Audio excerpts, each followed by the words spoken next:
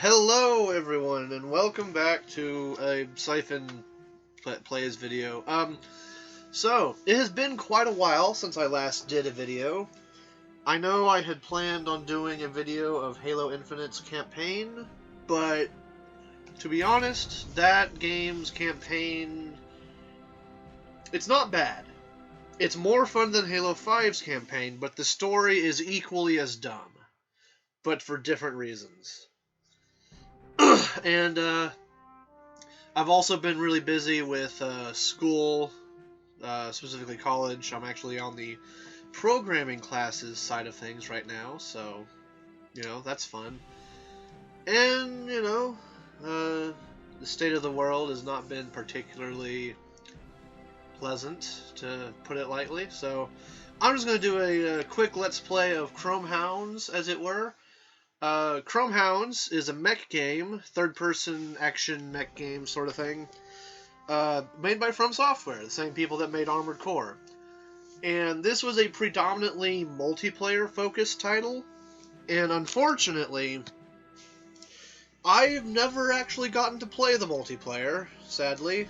I got Xbox Live in late 2010, after the servers were shut down, so I never got to play this game, and I didn't play it until after its multiplayer had shut down, so,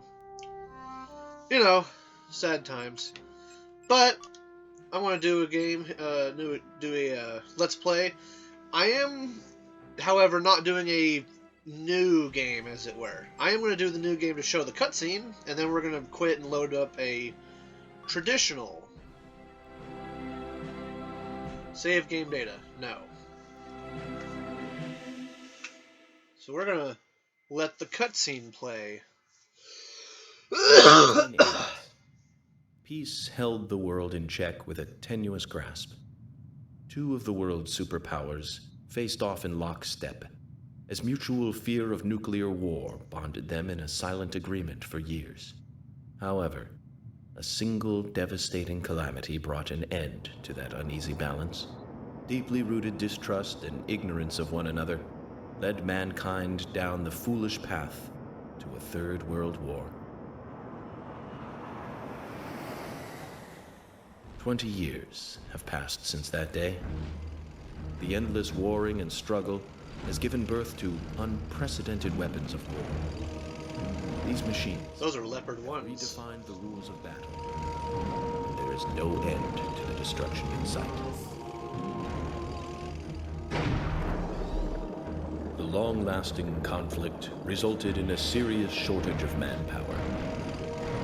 Countries were forced to hire mercenaries to fill their ranks.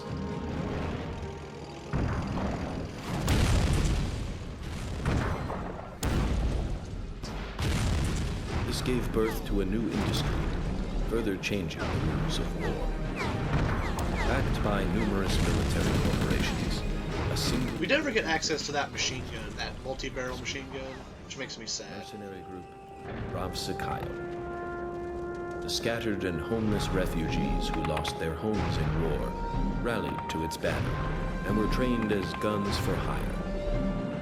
These mercenaries had no homes to defend and no people to protect.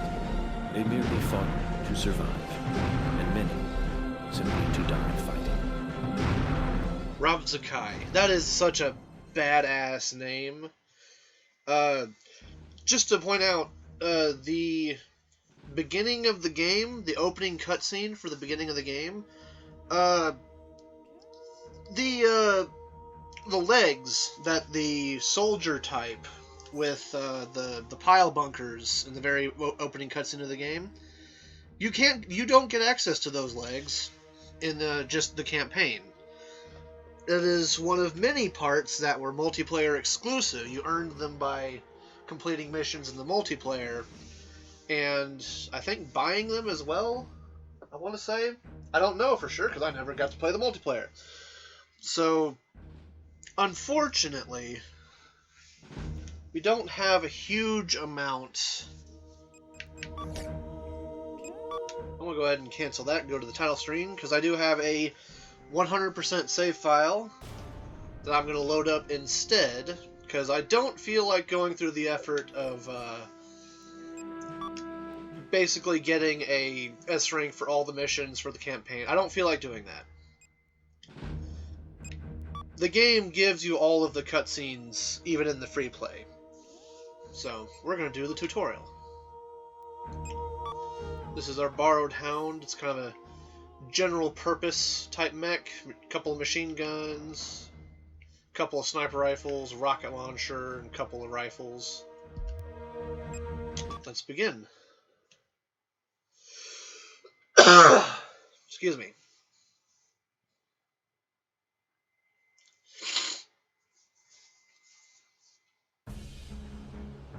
You will now undergo Hound pilot training. This training is necessary to prepare you for combat. The objective is to attain basic proficiency in the piloting of your Hound. After basic instruction, there will be a live combat exercise. We will test just how ready you are for combat. As a recruit, you must obey all commands. Orders will only be given once. Failure to follow commands will result in your expulsion. But before we move on, let me introduce myself. I am Edgardo Gilardino, Rayzar's Hound pilot instructor. But you will know me as Sir. Now that we've done away with the formalities, let's begin. There we go. First, basic maneuvering. You should be familiar with how to control your Hound by now. There is a vehicle to the northeast of your position. Maneuver your way there. You can check your heading on the sonar. I know that for some people this game is a bit slow, and that's okay. Not every game is for everyone. I actually kind of really enjoy the slower pace of the game. So, also, yeah, that's clearly a Leopard 1 tank. Stop. Look at it. Oh, they even animated the tracks and wheels moving. I never noticed that. That's cool. Vehicle at point E7. Maneuver your way there. But yeah, that's a Leopard 1. One thing you should note is that completely immobile objects cannot be detected by your sonar. So, that's pretty neat. I like how they actually have the tanks are detailed enough that you can tell which kind of tank they are.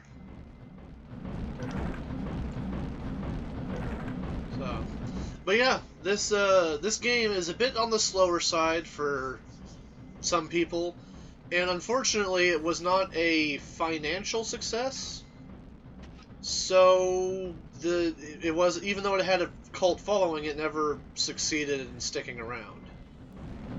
Good. Stop. Stopping. Next is attacking. I believe you already know the controls. First, destroy the vehicle in front of you. Now, open fire.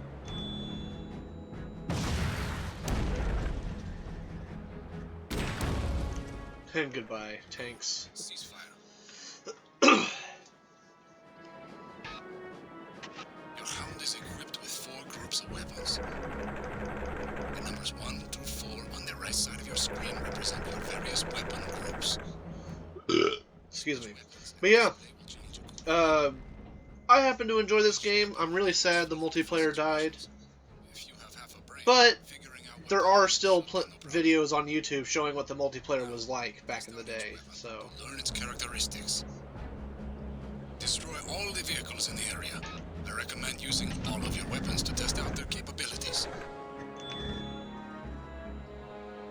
That's really cool, though, that they actually animate all the tracks.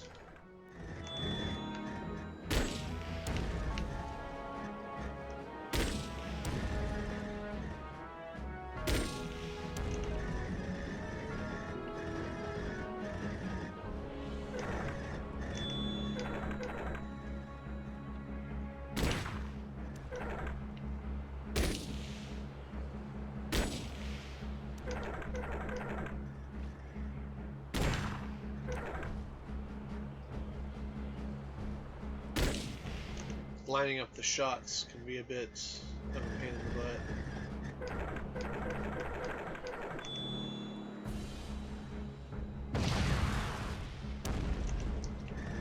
Not too bad.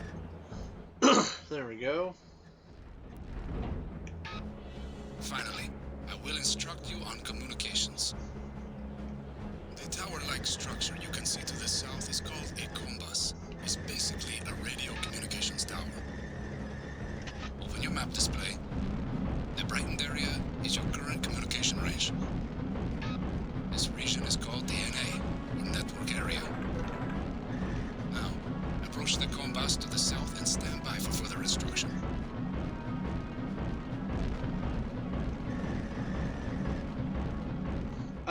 This game had some really pretty detailed explosions. I don't know if you can tell for the time.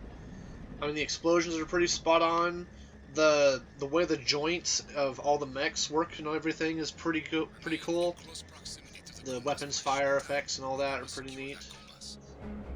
So Securing a combus will cause a new NA to extend from it, expanding your communication range. Open your map and take a look. You can communicate with any squad members located in any NA, as long as the NAs are contiguous.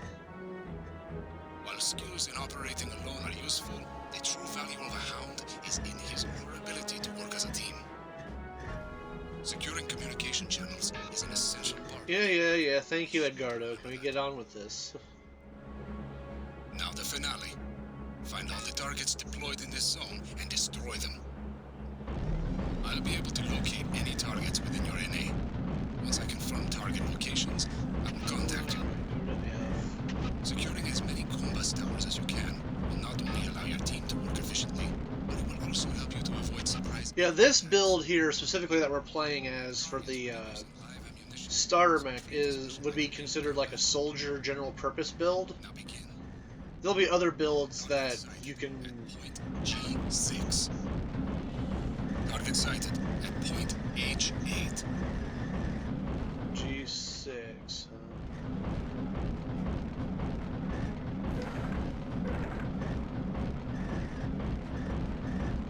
Oh, you're shooting at me. Target sighted at point H7. Oh. Target sighted at point G8.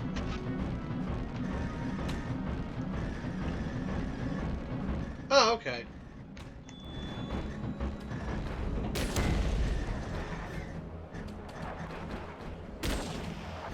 We don't have any of the really fun guns yet, so... Target sighted at point G7.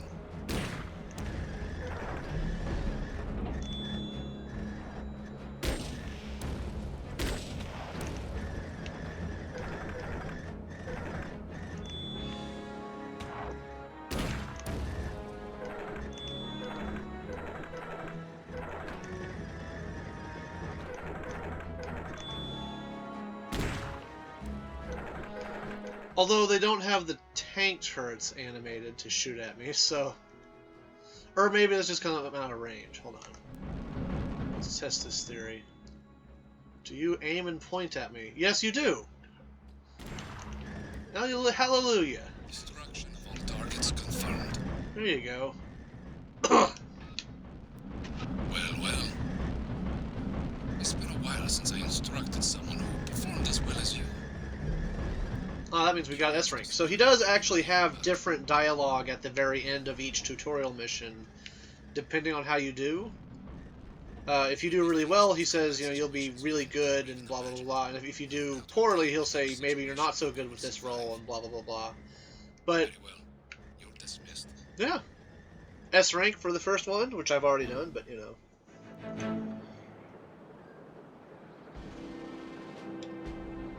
Not too shabby. Damage taken, 0%. There we go. Alright. Now, one thing this game... So, the opening cutscene when you begin a new game... God, excuse me. The opening cutscene doesn't tell you why the World War III started, but if you go into the into the timeline, it's a key part of the game's setting, but it doesn't actually get told in the game. Where is it?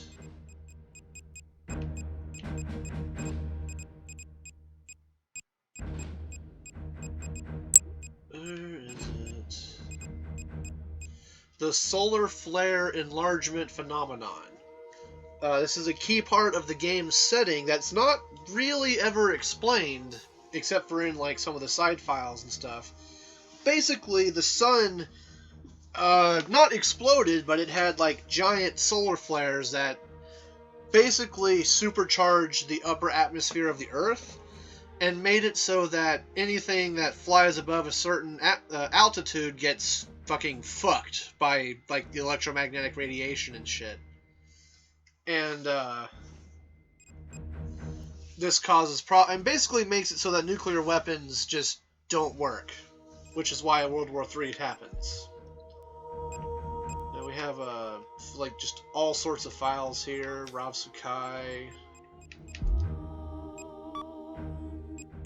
These are all characters you meet in the game, so I'm gonna go ahead and call this episode here.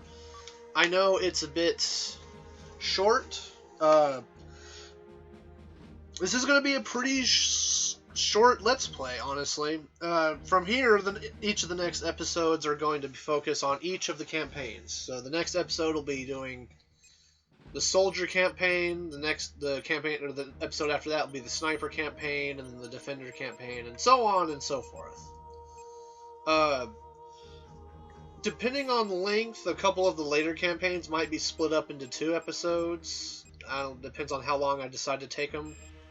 But we're going to call this episode here. Like I said before, you know, I was planning on doing a Halo 5 Let's Play, or not Halo 5, a Halo Infinite Let's Play, but I was so kind of bummed by the end of the campaign in terms of the actual story. The gameplay is fine. But man, the story for Halo Infinite is so dumb. Anyway, I'll see y'all in the next episode.